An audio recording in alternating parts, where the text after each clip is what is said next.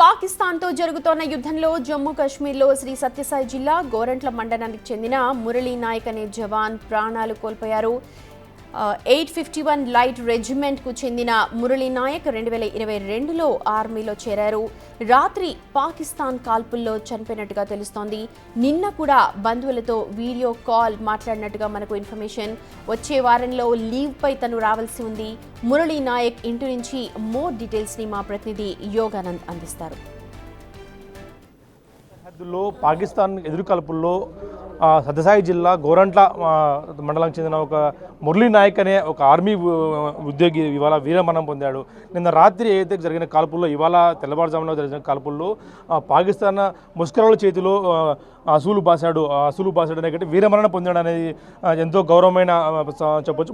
చూస్తూ ఉన్న పెద్ద ఎత్తున ఇంటి వద్దకంతా కూడా బంధువులు కానీ స్నేహితులు కానీ పెద్ద ఎత్తున చేరుకుంటూ వస్తున్నారు. అసలు మురళీ నాయక్ ఎలా ఉండేవాడు, మురళీ నాయక్ లాస్ట్ ఎప్పుడు మాట్లాడాడు, మురళీ నాయక్ బంధువులతో మాట్లాడే పరిచయం ఎలా ఉందనేది, వాళ్ళ ఫీలింగ్ ఏమిటి, దేశం కోసం వీరమరణం పొందడం అందరికీ చేత కాదు కాబట్టి ఇలా మరణం పొందడం ఎలా అనిపిస్తుంది అనేది కూడా మురళీ నాయక్ అల్లుడు ప్రస్తుతం మనతో మాట్లాడుకున్నాం. మురళీ నాయక్ అల్లుడు, మురళీ నాయక్ పెద్దయ్య ప్రస్తుతం మనతో మనం మాట్లాడే పరిచయం ఎలా ఉందనేది. మీ మురళీ నాయక్ మీ మామ ఏదైతే ఉన్నాడో వీరమరణం పొందాడు, ఎలా అనిపిస్తుంది మీకు? మురళీ నాయక్ ఫస్ట్ క్లాస్ నుంచి డిగ్రీ వరకు మా దగ్గరే చదివాడు.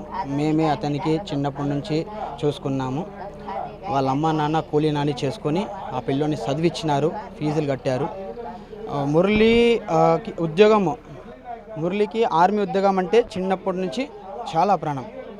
వాళ్ళ అమ్మ నాన్న కూడా అనేవాళ్ళు, మనకు ఆర్మీ ఉద్యోగం వద్దు, ఏదో మనం కూలీనాలి చేసుకొని బతుకుందాము అని అనేవాళ్ళు.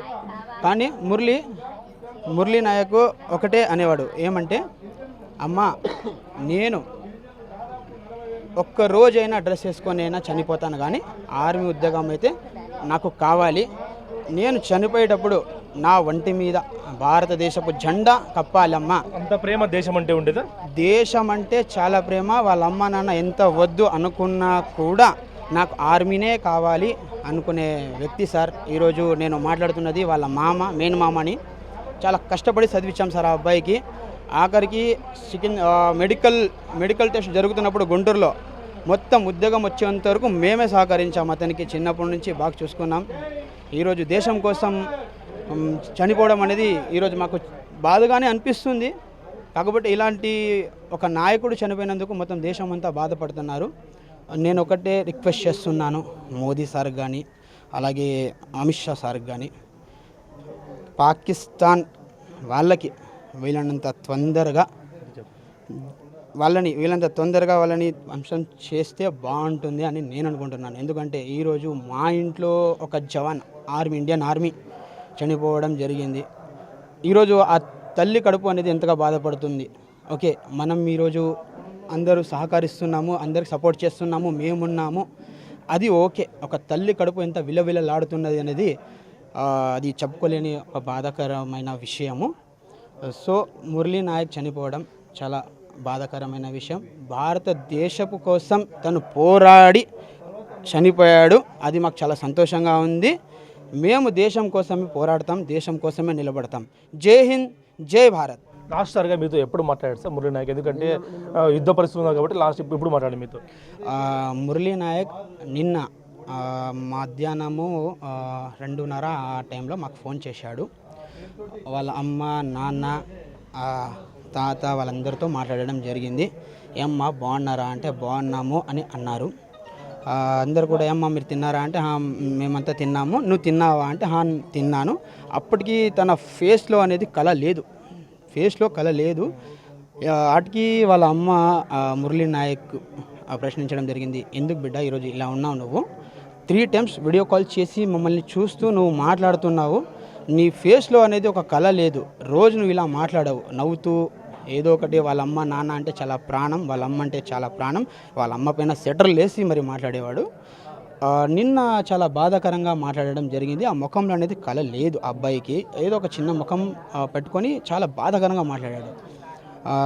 ఏమో తనకి ఏమైనా ఇన్ఫర్మేషన్ వచ్చిందేమో నేను యుద్ధానికి వెళ్ళాలి అని ఆ బాధతో ఏమైనా ఇక్కడ ఇంట్లో వాళ్ళకి చెప్పుకోకుండా ఉన్నాడేమో. ఒకవేళ నేను యుద్ధానికి పోతున్నానమ్మా అని చెప్తే మా అమ్మ నాన్న ఎక్కడ బాధపడతారో అని ఒక ఉద్దేశం ఏమన్నా తన మనసుకి ఏమైనా కలిగిందేమో. ఆ కారణమైతే ఆ కారణంగా అయితే చెప్పలేదు.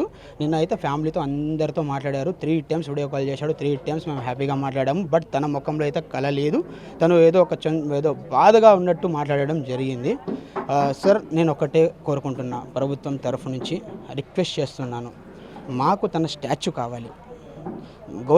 గవర్నమెంట్ తరఫు నుంచి రిక్వెస్ట్ చేస్తున్నాము, మాకు తన స్టాచ్యూ కావాలి అంతే. కనీసం మాకేమొద్దు సార్. మాకి ఉండే ఒక్క కొడుకు సార్. వాళ్ళు కూనీలు చేసుకొని బతుకుంటాను. వాళ్ళ అమ్మ నాన్న దిక్కు తోడు ఎవరు లేరు. చాలా బీద పరిస్థితి వాళ్ళది. ఏదో బెంగళూరు, ముంబైనో అక్కడ వలసలు వెళ్ళి వాళ్ళు ఏదో పూట కోసం పట్ట కోసం చేసుకున్నారు. ఒక్కడుండే అది ఆధారము కొడుకు. ఇప్పుడు కొడుకు కూడా లేదు. ఇప్పుడు వాళ్ళ పరిస్థితి ఎట్లంటే సార్, వాళ్ళు కూడా మా కొడుకు లేడు, ఇంకా మేము బతికి ఏం ప్రయోజనము, మేము చచ్చిపోతామని బాధలో ఉన్నప్పుడు ఉషాశ్రీ మేడం రావడం జరిగింది. అలాగే సవితమ్మ మేడం కూడా రావడం జరిగింది.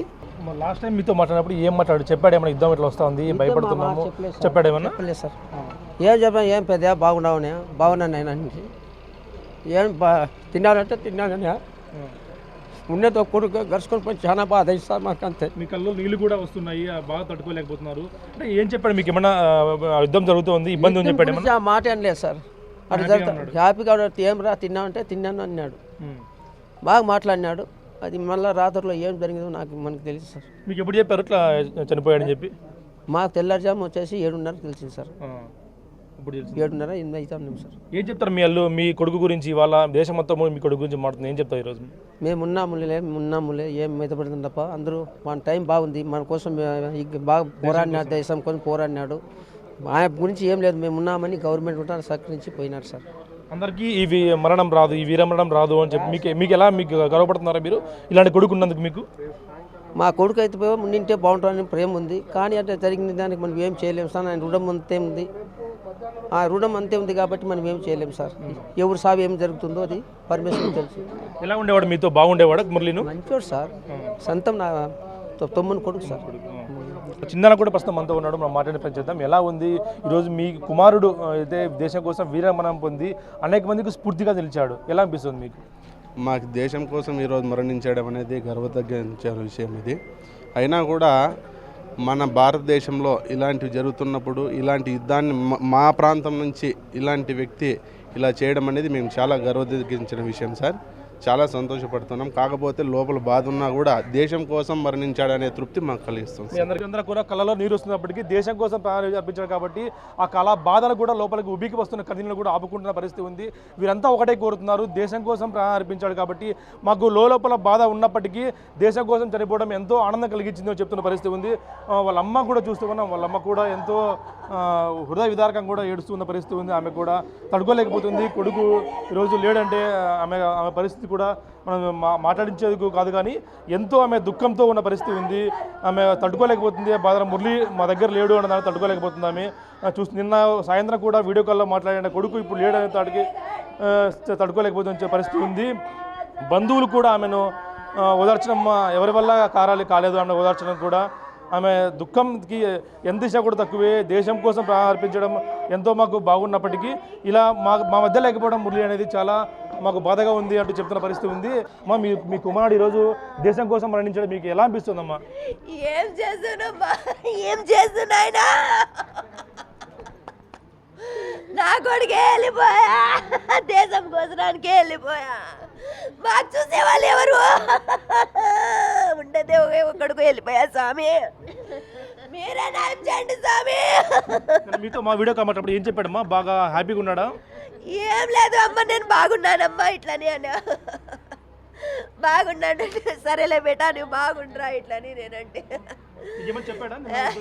ఏం లేదు. నేను చాలా ఇష్టం నాయన, మనకి చాలా ఇష్టం. వద్దురా మనకి జాబ్ వద్దంటే నేను ఒక రోజన్నా ఈ కాకి డ్రెస్ వేసుకొని చచ్చిపోతానమ్మా ఇట్లానా. ఏం చేస్తూ నాయనా? నాన్న కూడా ప్రస్తుతం మనతో ఉన్నాడు. మనం మాట ఎందుకంటే ఈ టైంలో మాట్లాడించడం భావ్యం కాదు, కానీ దేశం కోసం వీరమరణం పొందాడు మీ అబ్బాయి. ఏమనిపిస్తుంది సార్ మీకు?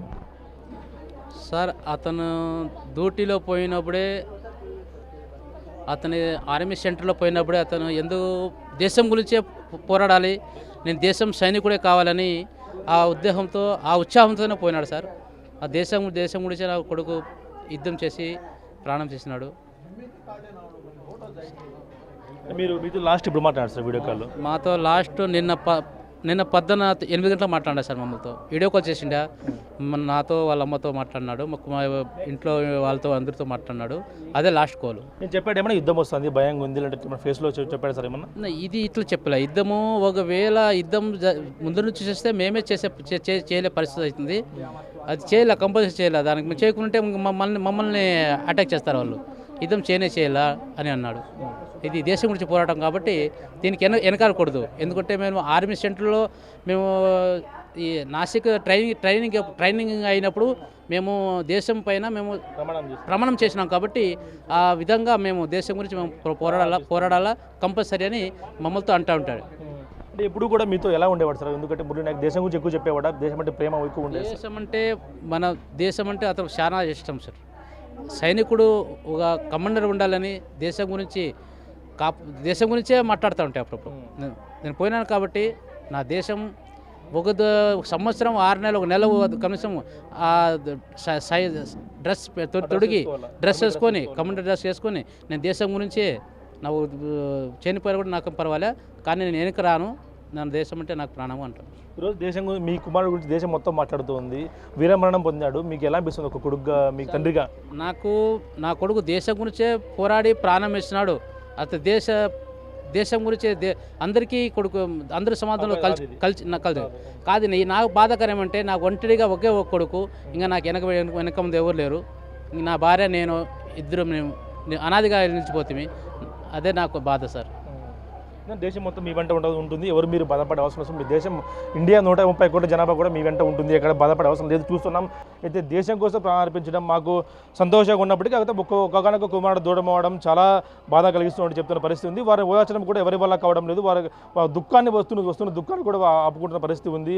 వారి కళ్ళలో వస్తున్న బాధను కూడా దిగమింగుకొని దేశం కోసం ప్రాణం అర్పించడం మాకు ఎంతో సంతోషంగా ఉన్నప్పటికీ ఇలాంటి అవకాశం అందరికీ రాదు. దేశ భక్తుడు అని అనిపించుకోవడం అందరికీ రాదు అంటూ చెప్తున్న పరిస్థితి ఉంది. వీడియో నుంచి ప్రసాద్, బిగ్ టీవీ, సత్యసాయి జిల్లా గోరంట్ల నుంచి. రైట్. ఇక జవాన్ మురళీ నాయక్ ప్రాణాలు కోల్పోవడంపై ఇటు ముఖ్యమంత్రి చంద్రబాబు నాయుడు కూడా తీవ్ర విచారాన్ని వ్యక్తం చేశారు. మురళీ నాయక్ తల్లిదండ్రులు జ్యోతిబాయ్ అలాగే శ్రీరామ్ నాయక్లతో ఫోన్లో మాట్లాడారు. వారిని పరామర్శించారు. మాతృభూమి కోసం ప్రాణాలర్పించిన మురళీ త్యాగాన్ని దేశమంతా గుర్తుపెట్టుకుంటుందని అన్నారు ముఖ్యమంత్రి. 25 ఏళ్ల వయసులోనే దేశం కోసం అమరుడైన మురళీ కుటుంబానికి రాష్ట్ర ప్రభుత్వం అండగా ఉంటుంది అని భరోసా ఇచ్చారు ముఖ్యమంత్రి చంద్రబాబు నాయుడు. ఉండే ఎన్డీఏ ప్రభుత్వం అని చెప్పి కూడా నేను మీకు తెలియజేస్తున్నాను.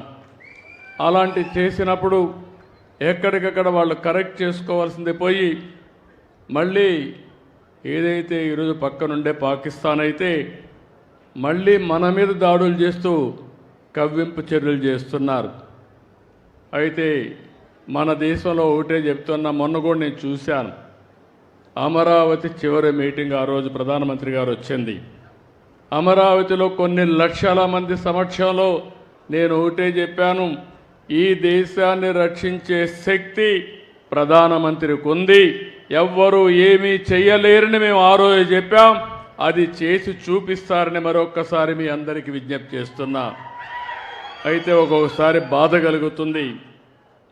ఇలాంటి జరుగుతూ ఉంటే ఈ జిల్లాలో చాలా గ్రామాల్లో చాలామంది దేశభక్తితో డిఫెన్స్కి వెళ్తున్నారు. మేము కూడా దేశాన్ని కాపాడాలి, నా వంతు బాధ్యతగా నేను కూడా దేశ సేవ చేయాలని చాలామంది ముందుకొచ్చి యువకులైతే ఈ యొక్క రక్షణ శాఖలో చేరుతున్నారు. అందులో చేరిన వ్యక్తుల్లో మన తెలుగు బిడ్డ మురళీ నాయక్ ఈ జిల్లా వాసి. ఆ మురళీ నాయక్ ప్రాణాలు కోల్పోవడం చాలా బాధేస్తుంది. ఈరోజు మీరు చూసినప్పుడు జమ్మూ కాశ్మీర్ సరిహద్దుల్లో పాకిస్తాన్ జరిపిన కాల్పుల్లో మన ఉమ్మడి జిల్లాకు సంబంధించిన వ్యక్తి నిన్న చనిపోయారు. గోరంట్ల మండలం కల్లి తండాకు చెందినటువంటి మురళీ నాయక్ వీర మరణం, దేశం కోసం చనిపోయారు. బాధేస్తుంది. వాళ్ళ తల్లిదండ్రులతో ఇప్పుడే నేను మాట్లాడాను. తల్లి వచ్చి జ్యోతిబాయ్, తండ్రి వచ్చి రామ్ నాయక్. వారికి నా ప్రగాఢ సానుభూతి తెలియజేస్తున్నా. ఈ రాష్ట్రం, ప్రభుత్వం, సమాజం మీకు అండగా ఉంటామని ఈ సభా సమావేశంలో హామీ ఇస్తున్నానని చెప్పి కూడా నేను మీకు తెలియజేసుకుంటున్నాను.